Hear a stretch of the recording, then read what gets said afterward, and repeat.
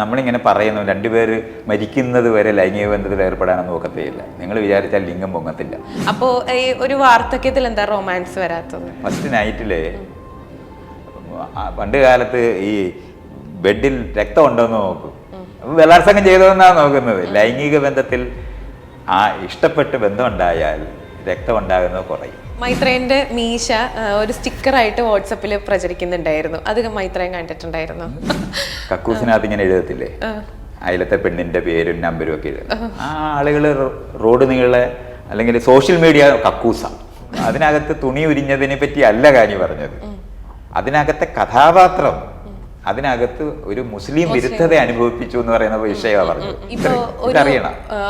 ഒരു പ്രായം കഴിഞ്ഞ ചെയ്തുകൂടാന്നുള്ളൊരു തോട്ടുള്ള ആൾക്കാരുണ്ട്. അതായത് കൊച്ചുമക്കളും മക്കളും ഒക്കെ എന്ത് വിചാരിക്കും, അല്ലെങ്കിൽ നമ്മുടെ അമ്മൂമ്മ അപ്പൂപ്പനൊക്കെ രണ്ട് കട്ടിലിൽ കിടക്കുന്നതായിട്ടായിരിക്കും നമ്മൾ കണ്ട് ശീലിച്ചിട്ടുണ്ടാവുക. അപ്പോൾ ഈ ഒരു വാർദ്ധക്യത്തിൽ എന്താ റൊമാൻസ് വരാത്തത്? ആവശ്യമില്ലാത്തതുകൊണ്ട് തന്നെ. ആവശ്യമില്ലാത്തതുകൊണ്ട് അത് നമ്മളിങ്ങനെ പറയുന്നു രണ്ടുപേര് മരിക്കുന്നത് വരെ ലൈംഗിക ബന്ധത്തിൽ ഏർപ്പെടാനൊന്നും നോക്കത്തേയില്ല. നിങ്ങൾ വിചാരിച്ചാൽ ലിംഗം പൊങ്ങത്തില്ല. അതൊക്കെ നമ്മൾ അറിയണം. ഗർഭം ഉണ്ടാകത്തില്ല. 45-ാമത്തെ വയസ്സ് 50 വയസ്സിനകത്ത് മെനോപോസ് വരും. ഇതൊന്നും ആരും പരിഗണിക്കുന്നില്ല. ആളുകൾ തമ്മിൽ ഇഷ്ടമുണ്ടാകും. ഇഷ്ടമുണ്ടായും കെട്ടിപ്പിടിക്കുകയോ ഉമ്മ വയ്ക്കുകയോ ഒക്കെ ചെയ്യുക. പക്ഷെ ലൈംഗിക ബന്ധത്തിൽ ഏർപ്പെടാനായിട്ട് ശരീരം സമ്മതിക്കാത്തടത്തേക്ക് പോകും. അതത്രേ ഉണ്ടെന്ന് നമ്മൾ അറിയണം. അതിന് ബയോളജി പഠിച്ചേ പറ്റും. അല്ലാതെ നമ്മൾ ഫെമിനിസം പഠിച്ചാലോ അല്ലെങ്കിൽ നമ്മൾ ജനാധിപത്യം പഠിച്ചാലോ അത് മനസ്സിലാകത്തില്ല. ഈ ജീവനും ജീവിതവുമായി ബന്ധപ്പെട്ട് തന്നെ ഈ മൂല്യങ്ങളെ തിരിച്ചറിയേണ്ടത്. അല്ലാതെ അബ്സല്യൂട്ടായിട്ടുള്ള സ്വാതന്ത്ര്യങ്ങളോ ഒന്നും ലോകത്തില്ല. അത് നമ്മൾ അറിയണം. ഹെയറാർക്കിക്കൽ മൂല്യമല്ലെങ്കിൽ ജനാധിപത്യ മൂല്യമായാലും ബയോളജിക്ക് അനുസരിച്ചിട്ട് മാത്രമേ ജീവിക്കാൻ പറ്റൂ. അത് നമ്മൾ അറിയേണ്ടതുണ്ട്. പക്ഷെ ഇണചേരുക എന്ന് പറയുന്ന കുട്ടി ഉണ്ടാക്കാൻ കഴിയാത്തിടത്താകുമ്പോഴും ലൈംഗിക ബന്ധത്തിൽ ഏർപ്പെട്ടുകൂടാന്നൊന്നും അർത്ഥമില്ല. ലൈംഗിക ബന്ധത്തിൽ ഏർപ്പെട്ട കുട്ടി ഉണ്ടാകത്തില്ല. ഒരു സ്ത്രീ വിചാരിച്ചിട്ട് 50 വയസ്സ് കഴിഞ്ഞിട്ട് കുട്ടി ഉണ്ടാക്കാനൊക്കത്തില്ല. അത് ഇഷ്ടം കൊണ്ടല്ല. അത് അങ്ങനെ നമ്മൾ അറിയേണ്ടതുണ്ട്. ലൈംഗികത എന്ന് പറയുന്നത് കുട്ടി ഉണ്ടാക്കാൻ വേണ്ടി ആരംഭിച്ചതാണ്. പക്ഷെ അത് സ്വതന്ത്രമായി നിർത്താൻ പറ്റും. രുചിയോടെ ഭക്ഷണം കഴിക്കുക എന്ന് പറയുന്നത് ന്യൂട്രീഷൻ മാത്രമല്ല. അങ്ങനെ നമ്മൾ ഈ ലോകത്തിനെ രസകരമായി അനുഭവിപ്പിക്കുന്ന മേഖല വികസിപ്പിച്ച ജീവിയാണ് മനുഷ്യൻ. അപ്പം നമ്മുടെ വസ്ത്രം എന്ന് പറയുന്നത് മറ്റുള്ളവരെ കാണിക്കാൻ ആകർഷിക്കാനാണെന്ന് പറയുമ്പോഴും പദവിയുമായി ബന്ധപ്പെട്ട് അത് വന്നിട്ടുണ്ട്. അപ്പൊ സാമൂഹ്യ സ്റ്റാറ്റസ് ആക്കി മാറി. ചൂടും തണുപ്പിനകത്തു നിന്ന് രക്ഷപ്പെടുന്നതിന് വേണ്ടിയാണ് നമ്മൾ വീട് ഉണ്ടാക്കിയതെന്ന് പറഞ്ഞാലും ഇന്ന് വീട് നമ്മൾ ഒരുക്കുന്നത് അങ്ങനെയല്ല, മറ്റുള്ളവർ കാണാനാണ്. അതുകൊണ്ട് നമ്മൾ മനുഷ്യനെന്ന് പറയുന്ന ജീവി പ്രാഥമികമായ അറിവിന് ശേഷം എല്ലാം സെലിബ്രേറ്റ് ചെയ്യുന്ന ജീവിയും കൂടെ, അല്ലെങ്കിൽ എക്സാജറേറ്റ് ചെയ്യുന്ന ഒരു ജീവികളാണ്. അങ്ങനെ എക്സാജറേറ്റഡ് ആനിമലാണ് നമ്മൾ. അത് കാരണം കൊണ്ട് നമ്മൾ വിചാരിക്കുന്ന അതാണ് അതിൻ്റെ ഉന്നം തെറ്റിദ്ധരിക്കുന്ന ഒരു സ്ഥലമുണ്ട്. അത് നമ്മൾ മനസ്സിലാക്കേണ്ടത്. നമ്മൾ ഈ വസ്ത്രം ഇടുന്ന ആകർഷിക്കാനാണെന്ന് പറയുമ്പോൾ അത് പദവിയായി മാറിപ്പോയത് കാരണം കൊണ്ട് കുറഞ്ഞ വസ്ത്രം ഇടാൻ നമുക്ക് പറ്റത്തില്ല. അതാണ് അങ്ങനെയാ വരുന്നത്. അപ്പൊ സാമൂഹികമായി നിർമ്മിച്ചിട്ടുള്ള പുത്തൻ മൂല്യങ്ങളെ എന്തോ ജീവന്റെ ആവശ്യമാണെന്ന് തെറ്റിദ്ധരിക്കരുത്. പക്ഷെ ജീവന്റെ ആവശ്യത്തിനകത്ത് ആണ് ഇത് മുഴുവൻ ബേസ് ചെയ്തിട്ടുള്ളത്. കുട്ടിയെ ഉണ്ടാക്കി അടുത്ത തലമുറയെ ലൈംഗിക ബന്ധത്തിലൂടെ ഉണ്ടാക്കാനാണ് പ്രണയം നിൽക്കുന്നത്. പക്ഷെ പ്രണയത്തിനെ നമുക്ക് സെലിബ്രേറ്റ് ചെയ്യാൻ പറ്റും. അങ്ങനെയാണ് നമ്മൾ ഭയങ്കര കവിത എഴുതി പാട്ട് പാടി ഡാൻസ് ചെയ്ത് അതങ്ങനെ ചെയ്യുന്നത്. അല്ലാതെ കുഞ്ഞുണ്ടാക്കുന്നതിന് ഇതൊന്നും ആവശ്യമില്ല. പക്ഷെ മനുഷ്യനെന്ന് പറയുന്ന ജീവിയും ലോകത്തിൽ രസകരമായി ജീവിക്കാൻ പോയ കോംപ്ലക്സ് ആനിമൽസ് എല്ലാം ഇത് വികസിപ്പിച്ചിട്ടുണ്ട്. ഒരു കിളി ഇരുന്ന് പാടും, ഡാൻസ് ചെയ്യും, മയിലാടും, ഇതെല്ലാം വികസിപ്പിച്ചിട്ടുണ്ട്. അപ്പൊ മനുഷ്യർ മാത്രം ചെയ്തതാണെന്ന് തിരിച്ചിരിക്കേണ്ട. കോംപ്ലക്സ് ആയ ജീവികളെല്ലാം ജീവിതത്തിനെ രസകരമാക്കി മാറ്റുന്നതിനകത്ത് വലിയ പങ്കാണ്. പക്ഷെ അത് പരമാവധി എക്സാജറേറ്റ് ചെയ്തിട്ടുള്ളത്, ഊതിപ്പെരിപ്പിച്ചിട്ടുള്ളത് മനുഷ്യരാണ്. ഇപ്പോ മൈത്രേന്റെ മീശ ഒരു സ്റ്റിക്കറായിട്ട് വാട്സപ്പിൽ പ്രചരിക്കുന്നുണ്ടായിരുന്നു. അത് മൈത്രേൻ കണ്ടിട്ടുണ്ടായിരുന്നു. പിന്നെ ആളുകളെല്ലാരും എനിക്ക് അയച്ചു തരത്തില്ലേ? കണ്ടിട്ടുണ്ടോ? അത് കണ്ടപ്പോ എന്ത് തോന്നിയപ്പോ? നമ്മുടെ നാട്ടിനകത്ത് കക്കൂസിനകത്ത് എഴുതുന്ന ആൾക്കാരെ പേര് ഓർമ്മ വരും. കക്കൂസിനകത്ത് ഇങ്ങനെ എഴുതത്തില്ലേ, അയലത്തെ പെണ്ണിന്റെ പേരും നമ്പരും ഒക്കെ എഴുതും. ആ ആളുകൾ റോഡ് നീളെ അല്ലെങ്കിൽ സോഷ്യൽ മീഡിയ കക്കൂസ, കക്കൂസിന്റെ ചുമര, അവനവന്റെ ചുമര എന്ന് പറയുന്നത് കക്കൂസിലെ ചുമര. കാരണം അവർക്ക് മറഞ്ഞിരിക്കാൻ പറ്റും, അതുകൊണ്ട് എഴുതുന്ന. അപ്പൊ ആ മനുഷ്യരെ അയ്യോ ഇഷ്ടംപോലെ ഇവിടെ കൂടി. ഇവിടെ മനുഷ്യരിങ്ങനെ തന്നെയാണെന്ന് എനിക്കറിയാം. അല്ലാതെ അത്ഭുതകരമായ ഒന്നും ഞാൻ അനുഭവിക്കുന്നൊന്നുമില്ല. ഒളിഞ്ഞു നിൽക്കാനുള്ള കഴിവ് സോഷ്യൽ മീഡിയ പ്രൊവൈഡ് ചെയ്യുന്നുണ്ട്. ഫേക്ക് ID എന്ന് പറയുന്നതിന് ഒളിഞ്ഞു നിൽക്കാനാണ്. അപ്പോൾ രാത്രിയിൽ കല്ലുവർക്ക് എറിയുന്ന കുട്ടിച്ചാത്തൻ്റെ ഏറൊക്കെ എറിയുന്ന ആൾക്കാരില്ലേ, അവർ ഒളിഞ്ഞു നോട്ടക്കാരില്ലേ, പീപ്പിംഗ് ടോംസ്, ഇവരെല്ലാവരും കൂടെ ഒന്നിച്ച് കയറി ഈ സോഷ്യൽ മീഡിയയിൽ ഇരിക്കുന്നവരാണ്. അവരവിടെ ഉണ്ടെന്ന് എനിക്കറിയാം. അത്രയേ ഉള്ളൂ. അല്ല ഞാൻ അവരുടെ ആരുടെയെങ്കിലും അംഗീകാരം തേടുന്ന ഒരാളല്ല. അതുകൊണ്ടാണ് എനിക്ക് അത് ചെയ്യാതെ എന്നെ അങ്ങനെ ബാധിക്കത്തില്ല. എനിക്കറിയാണ്ട് വോട്ട് മേടിക്കാനായിട്ട് ഞാൻ പോകുന്നില്ല. നാട്ടുകാരുടെ മുഴുവൻ അംഗീകാരം തേടേണ്ട ആവശ്യം എനിക്കില്ല. പിന്നെ ഞാൻ അവാർഡ് മേടിക്കാനോ അല്ലെന്നുണ്ടെങ്കിൽ പൊന്നാട വേണമെന്ന് ആഗ്രഹിച്ച് ജീവിക്കുന്നില്ല. അത് കാരണം കൊണ്ട് ഇവരുടെ ഈ സാധനങ്ങളൊക്കെ നമ്മൾ പിന്നെ റോഡിൽ ചാണകം കണ്ട ഇയാളെ നിങ്ങൾ ചവിട്ടി നോക്കുമോ? അല്ല ഇന്നലെ പശു എന്തുവാ തിന്നതെന്ന് നോക്കൂ. അതുപോലെ ഞാൻ നോക്കത്തില്ല. ഞാനും അതിനെ മേളിൽ കൂടെ കവച്ചു വെച്ചത്. ഇപ്പോ കനിക്ക് പകരം ഒരു ആൺകുട്ടിയാണ് മൈത്രേയൻ ഉണ്ടായിരുന്നെങ്കിൽ അതിന് എങ്ങനെ വളർത്തുമായിരുന്നു? ഇപ്പൊ അതറിയാം, സ്പെക്കുലേഷനേ പറ്റൂ. പക്ഷെ ആൺകുട്ടികളെ ഞാൻ കുട്ടിക്കാലം തൊട്ട് നോക്കിയിട്ടുണ്ട്. വ്യത്യസ്തമായിട്ട് ഞാൻ അപ്പുറത്ത് ഇരിക്കുന്നത് അവരുടെ ഇണയെന്ന് പറയുന്നത് തുല്യതയാണെന്ന് ഞാൻ അവരെ പഠിപ്പിക്കുന്നുണ്ടാവും.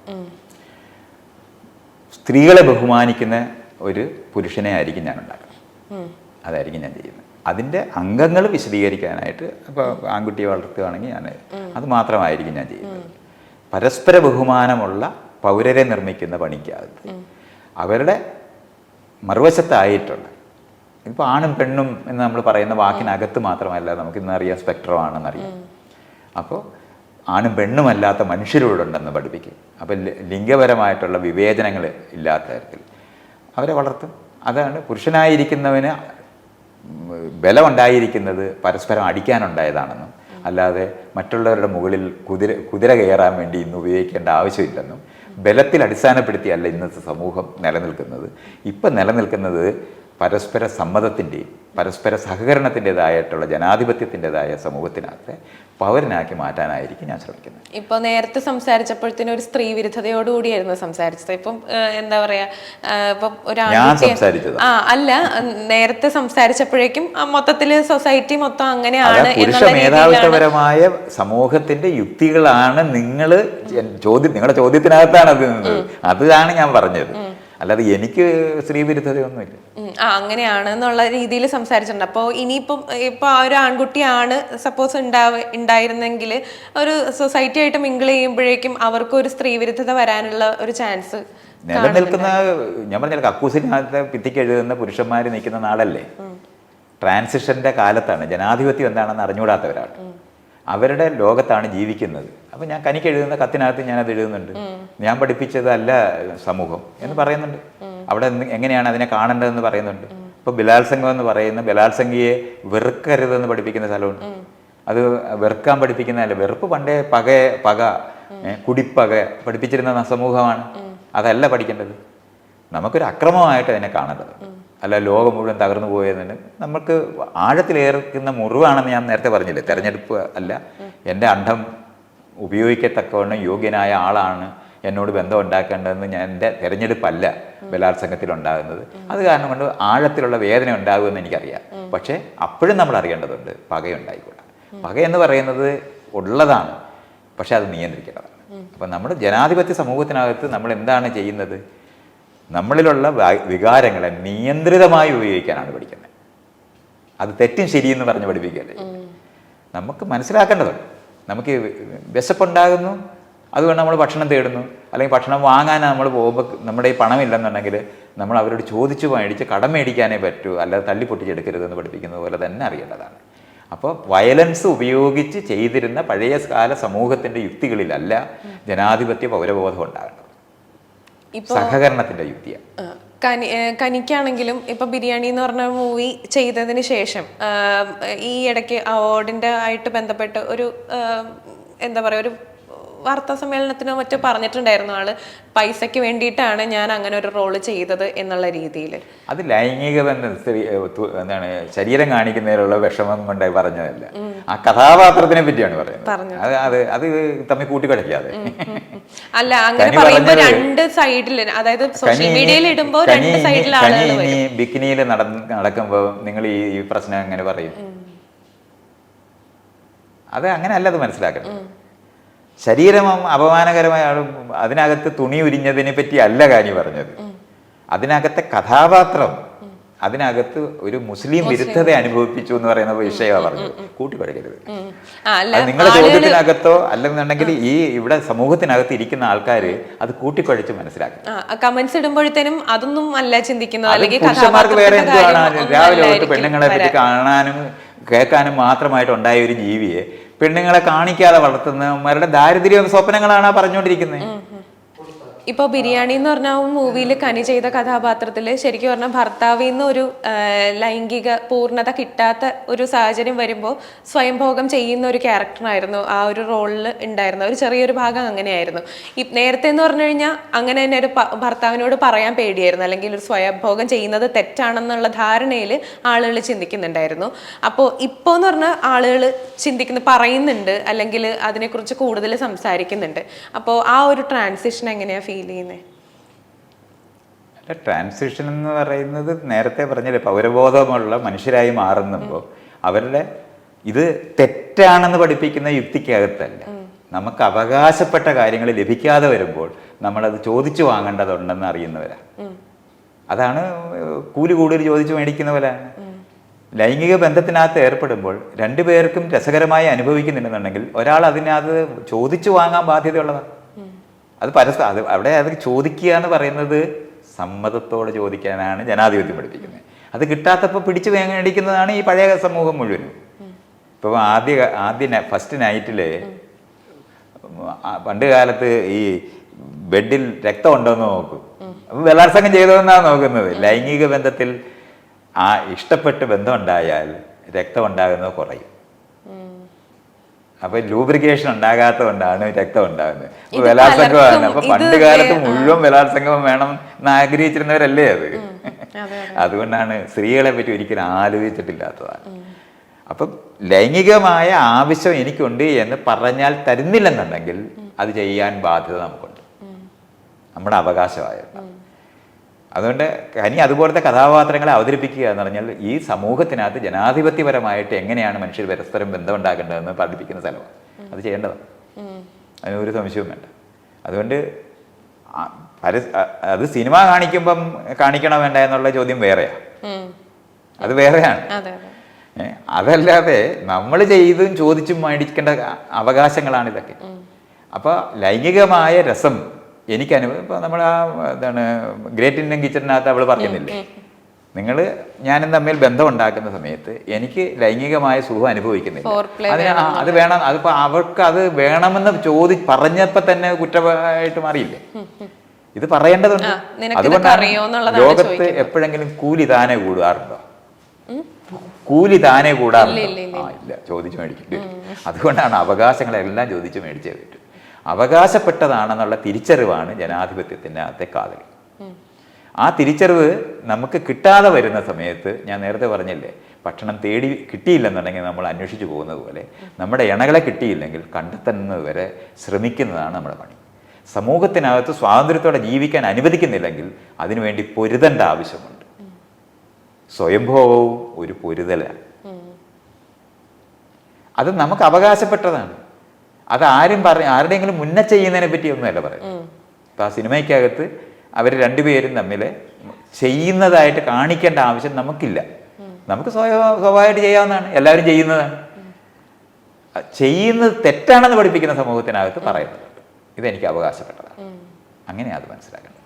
ഇപ്പോൾ കനിക്ക് കാൻ ഫിലിം ഫെസ്റ്റിവലിൽ അവാർഡ് കിട്ടിയിട്ടുണ്ടായിരുന്നല്ലോ. അപ്പോൾ ഒരു അച്ഛൻ എന്ന നിലയിൽ മൈത്രേയൻ എന്താ ഫീൽ ചെയ്യുന്നത്? അച്ഛൻ എന്നുള്ള നിലയിൽ വലിയ ഫീലിംഗ് ഒന്നുമില്ല. ഇല്ല. കാര്യമുണ്ട്, മറ്റുള്ള ഏത് മനുഷ്യരും അവിടെ അതിനകത്ത് ദിവ്യപ്രഭ ഉണ്ട്. അതിനകത്ത് മാത്രമല്ല, പായൽ കബാഡിയാണ് ആ സിനിമ എടുത്ത്, അവർക്കാണുള്ള അവാർഡാകട്ടെ, അഭിനയിച്ചവർക്കുള്ള അവാർഡ്. കനിക്ക് കിട്ടുന്നു എന്ന് ഞാൻ പറഞ്ഞില്ല. കനിക്ക് കിട്ടുന്ന വഴി കനി പ്രത്യേകിച്ച് മാറുന്ന ഒരാളായിട്ട് ഇരിക്കുന്നില്ല. അവൾ എന്നെ ഞാൻ വളർത്തിയ ആളാണ്, അത് കഴിഞ്ഞതാണ്, വളർത്തൽ തീർന്ന ആളാണ്. അവൾക്ക് കിട്ടുമ്പോൾ എനിക്ക് സന്തോഷമുണ്ട്, ഒരു സംശയവും വേണ്ട. അത് മറ്റുള്ളവർക്ക് സന്തോഷം. അപ്പോൾ ആ ദിവ്യപ്രഭയ്ക്ക് കിട്ടി എന്ന് പറഞ്ഞിട്ട് എനിക്ക് അസൂയ ഉണ്ടാകത്തില്ല, അത്രയും അറിയേണ്ടതുണ്ട്. അവരെല്ലാവരും കൂടെ ഒന്നിച്ചാണ് ആ ഒരു സിനിമ എടുക്കുന്നത്, എല്ലാവരും കൂടെ ചേർന്നിട്ടാണ്. അപ്പോൾ അവർ ഒന്നിച്ച് ചേർന്ന് വിജയിപ്പിച്ച സാധനമാണ്. അതിനകത്ത് മറ്റുള്ളവരുടെ ആരുടെയും അച്ഛനല്ല ഞാൻ. അപ്പോൾ പിന്നെ ഞാൻ ആഹ്ലാദിക്കാണ്ട എന്ന് വരുമോ? ഇല്ല, അത്രയും അറിയേണ്ടതുണ്ട്. അപ്പം നമ്മുടെ കൂട്ടത്തിലുള്ള ആർക്കും വിജയം ഉണ്ടായാലേ നമ്മൾ സന്തോഷിക്കും. ആ സന്തോഷം എനിക്കുമുണ്ട്. സംതൃപ്തിയാണുള്ളത്. ആളുകൾ എപ്പോഴും ഈ പ്രൈഡ് എന്ന് പറയും, പ്രൗഡ് ഫാദർ എന്നൊക്കെ പറഞ്ഞ് എനിക്ക് എഴുതിയിട്ടുണ്ടായിരുന്നു. I am not a proud father. കാരണം പ്രൈഡ് എന്ന് പറയുന്നത് മറ്റുള്ളവരെ ചെറുതാക്കുന്ന ഒരു വികാരമാണ്, അതെനിക്കില്ല. അതേ സമയത്ത് സന്തോഷമുണ്ട്. അവർ ജീവിതത്തിനകത്ത് അവരുടേതായ റോളിനകത്ത് തിരഞ്ഞെടുത്തിരിക്കുന്നതായിട്ടുള്ള ജീവിതചര്യക്കകത്ത് അവർ നന്നായി ശോഭിക്കുന്നു എന്നുള്ളതിനകത്ത് നമുക്ക് സന്തോഷം ഉണ്ടാവും. അത് സംശയമൊന്നുമില്ല. സംതൃപ്തിയാണുള്ളത്, പ്രൈഡല്ല ഉള്ളത്, സംതൃപ്തിയാണ്. അതുണ്ടായിട്ടുണ്ട്. ഓക്കെ, അപ്പോൾ thank you so much Maitreyan. കുറച്ചു നേരം കുറേ കാര്യങ്ങൾ സംസാരിക്കാൻ പറ്റി. ശരി.